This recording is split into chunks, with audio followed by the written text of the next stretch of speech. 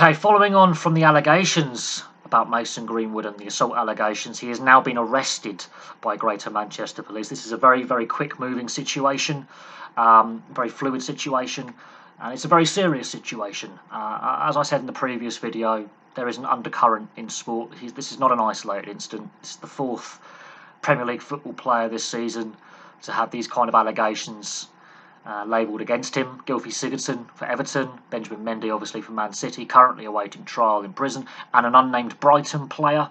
There's also been a rugby union player, as yet unnamed, who plays for the Sale Sharks in the Gallagher Premiership.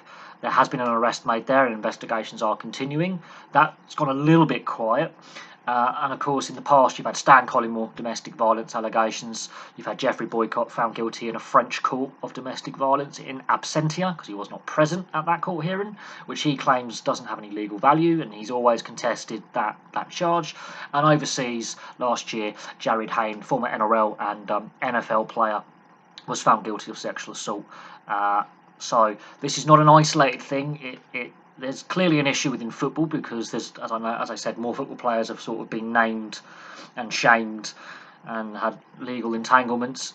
But this is a very fast-moving situation. Manchester United have released a secondary statement saying that he is suspended from all footballing activity until further notice, stopping short of terminating his contract, which is different to the Benjamin Mendy situation for Man City, but it is a troubling turn of events. It's a very fluid situation. We'll have to see what happens, but in response to, as I say, in response to my previous video, this is not just a football problem, this is not just an isolated incident. In wider society, there's an issue of violence against women or domestic violence in general, but this is very, very concerning. And we'll have to see what happens in the coming days, but this is a fast-moving situation. I personally think Mason Greenwood's career is done. A lot of his teammates don't want anything to do with him, if you go by social media and their actions on social media.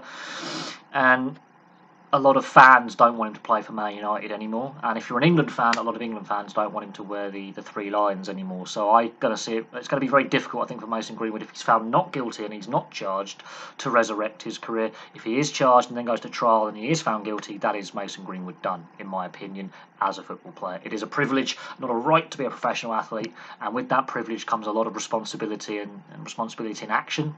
You're not immune from the law.